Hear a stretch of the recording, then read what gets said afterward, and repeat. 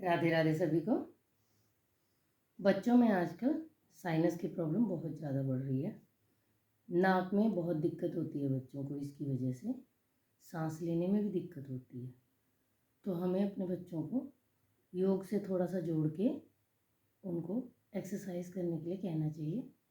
दूसरी बात, हमें उनकी ब्रीदिंग पे फोकस करना चाहिए। कंफर्टेबल पोस्चर में बैठें, inhale, exhale, inhale, exhale, inhale, exhale, inhale, exhale, inhale, exhale. जितनी लंबी गहरी सांस लेंगे उतने ही ज़्यादा हमारे फेफड़े भी मजबूत होंगे और हमारे नाक की जो मांस बढ़ जाता है अंदर, उसमें भी हमें धीरे धीरे करके आराम मिलेगा। एक तो हमें अनुलोम विलोम करना चाहिए, जो मैंने पहले वीडियोस में बताया हुआ है अनुलोम विलोम कैसे करते हैं। एक मैं हल्का सा डेमो दे देती हूँ। एक साइड की नाक बंद कर ली हमने, दूसरी साइड से हम सांस लेंगे।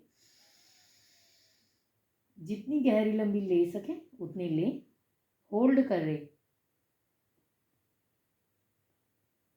दूसरी साइड से छोड़ दें। इनहेल, अगर आप होल्ड नहीं कर पा रहे तो कोई प्रॉब्लम नहीं है, इनहेल करें, दूसरी साइड से एक्सेल करें। Inhale, exhale, inhale, exhale. Relax. 5 से 7 मिनट ये एक्सरसाइज ज़रूर करवाएं अपने बच्चों को, इससे उन्हें रिलीफ होएगा। और ये टाइम टाइम पे समय पे ज़रा सा मौसम बदला और उनको जुकाम हो जाता है, खांसी हो जाती है, उसमें भी आराम मिलेगा। दूसरा है कपाल भारती। कपाल भारती के लिए सांस हमें अंदर लेनी है, छोटी छोटी सांसें छोड़नी है।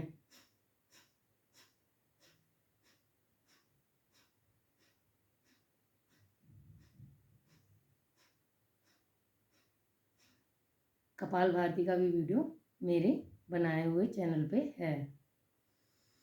सांस लें, छोटी छोटी सांसें छोड़ें।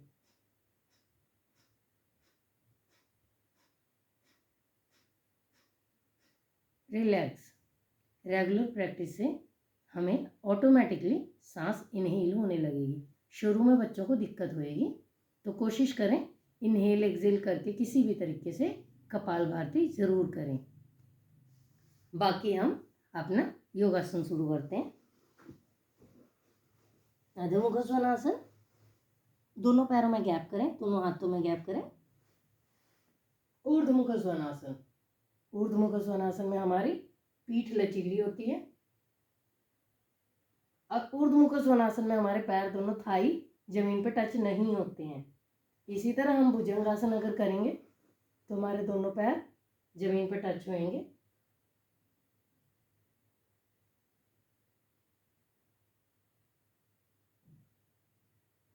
रिलैक्स। बालासन।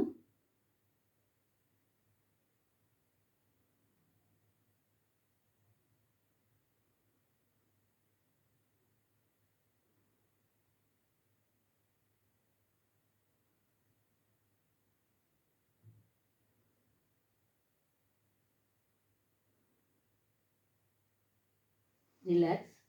खड़े हो जाएं। खड़े होके हमें पार्श्व त्रिकोणासन, जैसे हम त्रिकोणासन में सीधे खड़े होके सिर्फ टच करते हैं टो को, तो इसमें हमें ट्विस्ट करना है। इससे हमारी कमर और अच्छे से लचीली होएगी। अगर आप बिना सहारे के नहीं कर पा रहे तो आप दीवार का सहारा ले लीजिए और जितनी देर होल्ड कर सके उतनी देर होल्ड करें। अगर आपका हाथ पूरा जमीन पे नहीं जा रहा तो आप धीरे धीरे कर सकती हैं।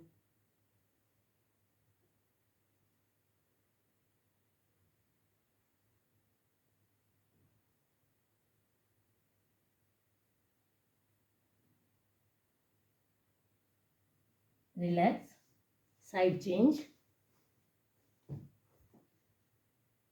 ध्यान रखें आपको घुटना मोड़ना नहीं है।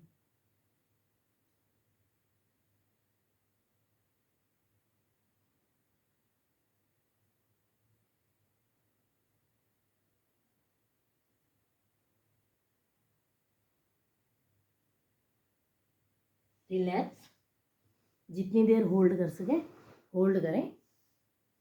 वज्रासन में बैठें।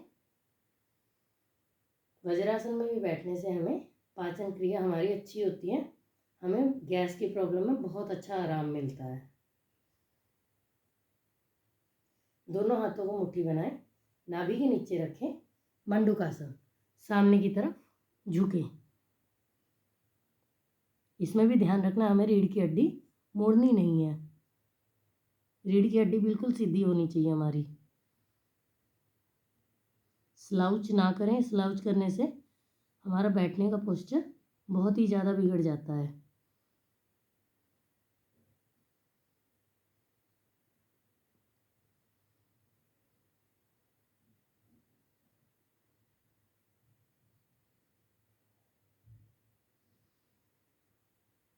रिलैक्स,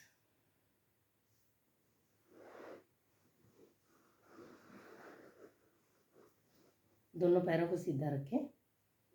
दोनों हाथों को सांस लेते हुए ऊपर और सांस छोड़ते हुए बिल्कुल सामने की तरफ हमें झुकना है। पश्चिमोत्तानासन में होल्ड करके रखना है हमें।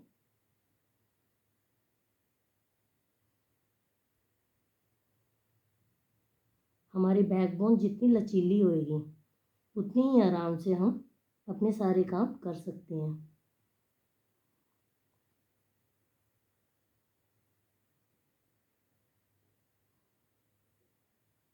क्योंकि आजकल बहुत ज़्यादा रीढ़ की हड्डी में दर्द का केसेस आ रहे हैं, तो हमें कोशिश करनी चाहिए योग में हल्के फुल्के योगासन जो हम कर सकते हैं, बटरफ्लाई पोज जो हम कर सकते हैं उन्हें करें और अपने शरीर को स्वस्थ बनाने की ओर बढ़ें।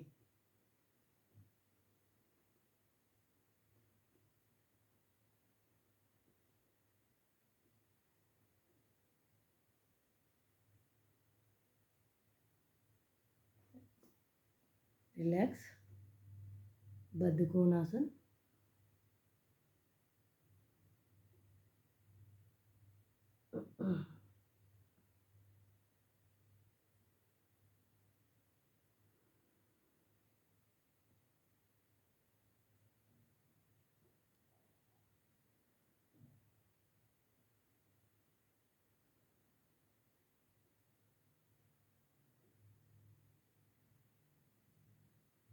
रिलैक्स, जितनी देर आप कर सकें किसी भी योगा पोस्चर को उतनी देर होल्ड करें। अपने शरीर के साथ ज़बरदस्ती नहीं करनी चाहिए। अगर हम योग शुरू करेंगे या हम कोई फिज़िकल एक्टिविटी शुरू करेंगे, उसे देख के हमारा बच्चा ज़रूर शुरू करेगा फिज़िकल एक्टिविटी या फिर योग, तो उसके स्वास्थ्य के लिए इसे आप अपने स्वास्थ्य का ज़रूर ध्यान रखें। राधे राधे।